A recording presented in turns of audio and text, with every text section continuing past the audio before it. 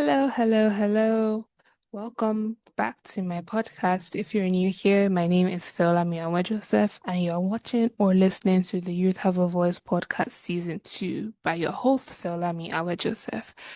So we're coming to the end of the year, and I know 2025 has been an interesting year for each and every one of us. I personally have had a beautiful year, and I'm extremely grateful for how 2025 has been for me. But as we come to the end of every year, as humans, naturally, we begin to think about what did we do this year? What were we able to accomplish? What were we able to actually benefit from? How productive was our year?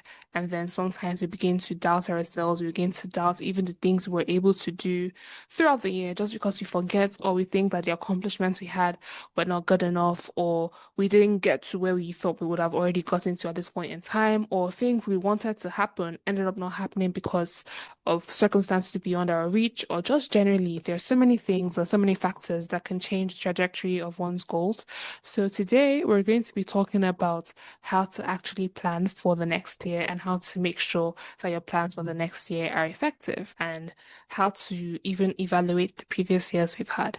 I think that for so many people, as they set goals are usually set from different factors of things, from things they see on social media to sometimes personal accomplishments they want to have to themselves. And then I do believe strongly that a lot of people actually just set goals because of the noise around them, not necessarily because it's something they want to do, but it's something they have been conditioned by society that they should work on for that particular year.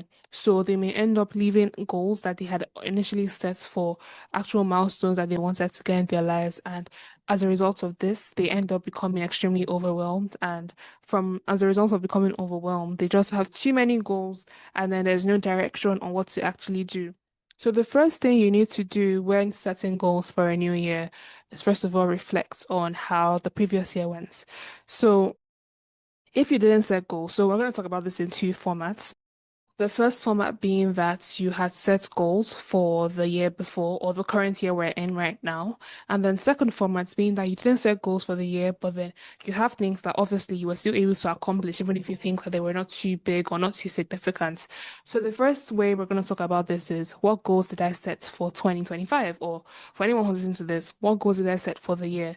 So think about it. If you wrote them down, bring them out and look at them. Make it like a sort of checklist. Maybe if you had set 10 goals for yourself this year, begin to look at each one. What did I actually do? Personally, what I do is that I would record myself while I am reading out my goals. So, for example, this is like my school journal, but let's say this was my journal for setting my goals. What I would eventually do from this is to look at each goal and then have a checklist. What did I do? What did I gain? What have I actually done? What was on my to-do list or what was on my goal list that I was actually able to accomplish? And based on this, I will then do a sort of recording. As I'm recording, I'm ticking or I'm Xing or I'm explaining what I did and did not do.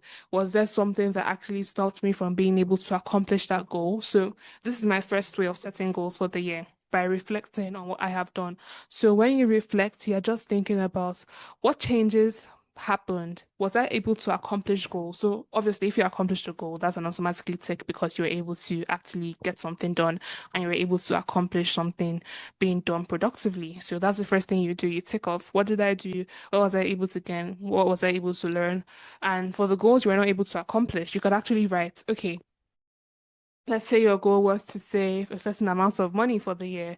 Maybe you got to 50% of the targets or got 25% of the target. Write it down in your initial goal list. I got to 25% of this target, and you can actually go on to explain what happened. That's where your voice recording comes in. I always do this. I've been doing this for the past 4 years as just a way to track and to document myself and document how my mindset and how my beliefs and how my goals actually evolve as time goes on. Because there are actually some goals I had, and then over some time, they were not really relevant to that phase in my life anymore. So obviously, when I'm setting goals for the new year, they were not going to be there anymore. So me talking back and listening back and then writing and then documenting and journaling is my way of making sure that my goals are actually significant and they're actually relevant to whatever I want to do. So make sure you document everything. And then if there are any goals that you have left over, so let's say you had 10 goals and maybe out of 10 goals, you were able to successfully do six and there were four more. Look at the remaining four. What's next in those goals? So remember when I spoke about explaining why those goals were not accomplished or explaining what those goals had left over. This is then going to be the first basis of your next year's goals. So this is going to be the basis of the goals you're going to set for the new year. So from there, you're going to start thinking, okay, I have these goals left over. So I had 10 goals from last year. I was able to accomplish six. Maybe out of the four left, I was able to do 20% of those goals from the previous year. So then, depending on the type of goal, is it that you're going to either increase that goal to something bigger from the initial goal, or you're just going to work on that, then add a couple more goals? Because I do think that sometimes some people just abandon goals and then start new goals again. And then there are so many things that are left over and piled up that you should have actually been working on, but then you just abandon everything and then you're moving on to the next thing, the next thing, and the next thing. You're not actually making a chance, or you're not actually thinking about what you need to develop yourself on or what you need to grow on. So this is why this is really important to make sure that you're actually evaluating yourself and reflecting on what you've done. So now setting goals for the new year. Let those first four goals, we're using four as an example from the leftover goals, or let those goals be some of the top priorities you have, especially if those were priorities from the previous year you were not able to accomplish. Now, if they were not priorities, you may want to set your goals into standards of priorities. Usually, I wouldn't advise people to have more than 10 goals for the year, and then you can even break them into quarters. I usually advise people to break their years into quarters or mini years. So in a year or in a 12-month year, you basically have 4 years, and each year has 3 months to look at. So January to March is your first year, April to June is your second year, July to August is your third year, September. I think I got that wrong, but you get what I'm trying to say. Break your years into quarters, but those quarters are kind of like mini years. So at the end of each quarter is like a new year for you. So when you're ever evaluating yourself as the year goes on, okay, year one, which was the first 3 months, year two, which was the next 3 months, year three, which was the next 3 months, and year four, which was the next 3 months, you begin to evaluate that and then think to yourself, okay, I was able to accomplish this for this year. So let's say you have 10 goals for the year. You're then going to break them down into where you think you can actually accomplish those goals. I think there's so many people that don't even put timelines on goals. And I know I had an episode where I spoke about not putting too much time on things, but then just having a mental timeline of things, especially if it's a goal that's is meant to be short term or long term, is also important. So you don't have to put pressure on yourself with that timeline, but then it's just as if as a form of guide, especially if it's something that you think and it's something that's attainable. That's where the SMART goals, the specific, measurable, attainable, reachable, time bound, that's where all that comes in. So being able to actually have SMART goals when you're starting for the year is also really important. And then from there, you can also speak to your friends and family members or a mentor, someone that you find important to you, or someone that you think can actually give you substantial advice on, okay, based on how I was this year, what do you think I could do better? How do you think I can improve on? What distractions did I have? That's where reflection is really important. I personally would always recommend anyone to self-reflect. Self-reflection is such an important thing when setting goals for the new year. Now, when you're choosing goals you want, your goals actually be related to things that actually happen in your life. Because I do know that some people just have some certain goals because of things they've seen on social media. So, for example, imagine making I'm using Naira as an example. Imagine making 50,000 Naira every month, right? So at the end of the year, you're going to make 600,000 Naira at the end of the year because that's an allowance. We're using that as an example. And you have a goal to buy a Mercedes-Benz GLE. How how logical is that goal? So when people set goals, you actually have to be like, how logical is it, this goal I am setting? Because what ends up happening is that people don't look at the realities of what they have. Yes, you can aspire to do better, but then also make sure that the goals you are setting and where you want to be. So let's say, for example, you have plans to change your job to be able to get to that mindset, that's a completely different thing. But then if you don't have plans to change your mindset or change where you are and that you're setting unattainable goals, you're like, okay, how is this goal going to be? If let's say it's a goal whereby it's maybe a 5 year goal, a 3 year goal, yeah, okay, I think it's yourself. All right then. If that's the case, I can work towards either investing or getting a job or changing something drastically in my life that can get to this GLE goal, using this as an example. So you have to think to yourself, is there something you can drastically change in your life that would actually help you to attain that goal? I always admire people who are delusional and shameless, but then you also need to be somewhat realistic towards what you want to do. So are you going to be mad enough to be able to get to that goal? If the answer is yes, then you could have goals that sometimes are a bit unreasonable. But then if the answer is no, and you know that you're someone that would actually take your time to procrastinate, because I think that also people need to be honest with themselves. Know yourself personally. You're not lying. You're not lying to me. You're lying to yourself at the end of the day. So you have to be smart enough to know that, okay, this goal I am setting for myself, how smart is it? How attainable is it that I'm actually going to be able to do this within 12 months? If the answer is yes, then go for it. If the answer is no, then you really need to evaluate yourself again and think, okay, what do I need to change in this? How can I improve on this? What can I do better?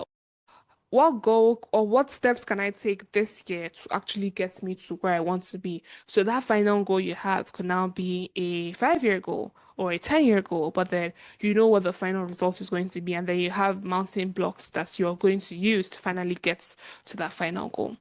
And then something else I want to explain or something else I want to talk about is you don't need to let everybody know your goals unless you know that they're actually people that are going to help you get to those goals.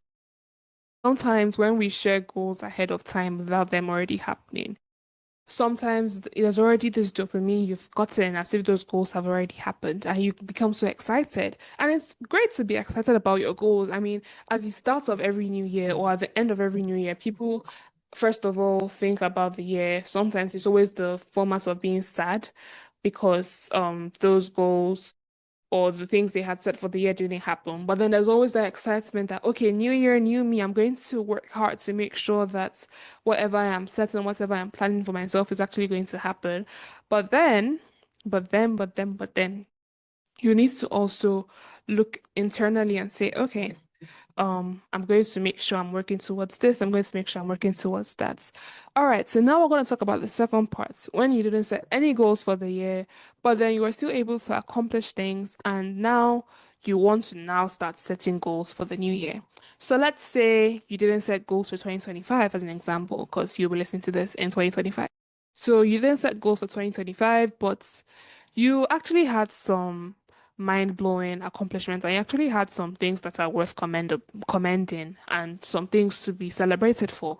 So let's say your goal wasn't to graduate from university, but you graduated from university. Let's say your goal, you didn't set in your goals to do an internship, but you were able to do one. These are things that actually happen, and these are things that people would actually set as goals. So it's more like reflecting and being grateful and having gratitude for the things you've done. So you begin to think to yourself, I was able to do this, I was able to do that, I was able to accomplish this, I was able to accomplish that. And you just begin to start listing them down. And sometimes you just need to look at your camera roll. If you're someone that takes pictures, you could use your pictures of the phone to look at what did I do this month? What did I do this month? So what did I do from January to April? What did I do from May to September? What did I do from October to December? These are just things that you could start looking at and things you could start evaluating just to make sure that you're actually in the right track and you actually know what you're doing and you're actually thinking. Because as I mentioned earlier, it's so easy sometimes for some people to think they didn't accomplish anything in the year. But then sometimes you could just start writing and writing and writing, and you realize that you did way more than you actually thought you were going to be able to do. So from this writing of all the things you were able to accomplish, this would then set the precedent of the goals you now want to set for the next year. And I promise you, it's not possible. I know some people may be listening to this and saying they didn't accomplish anything. It's not possible. If you're in school right now and you move to a new grade, you accomplished something. If maybe you're able to save a small amount of money, you've accomplished something. And the list goes on and on and on.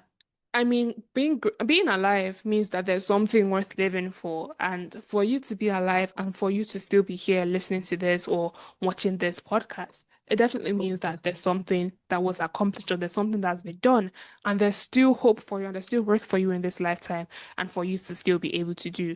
So take time. It may be a bit difficult, which is why taking time to actually be quiet in your spirit and then listen to yourself and then think back and start writing down is important. And this is what's going to set the precedent for the next year's goals. So when you are done writing everything, you will then start looking at each one.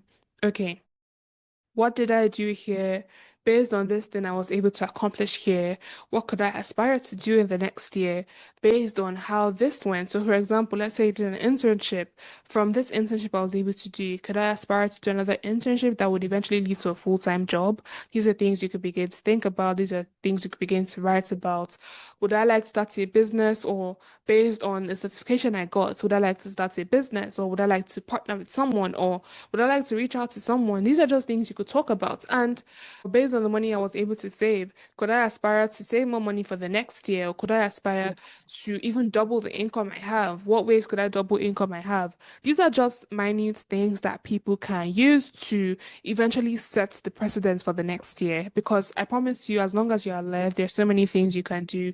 There's so many chances you have to continue to have a great year and to continue to have a better life for yourself.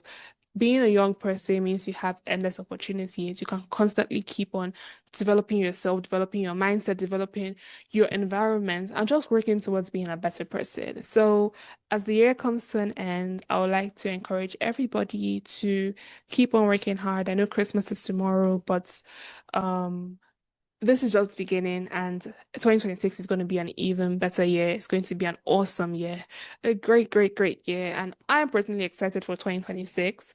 I don't know what 2026 is going to hold yet. I haven't done my to-do list yet or my 2026 goals and evaluation list yet. But I mean, this video too is a reminder for me. This podcast too is a reminder for me on how to go about that. And I hope it's been able to inspire someone today. And I will see you all in our next episode. Thank you so much for watching. Please make sure you like, comment, and subscribe. Please send to your friends, your family members, your enemies, everybody. And I will see you in the next episode. Goodbye.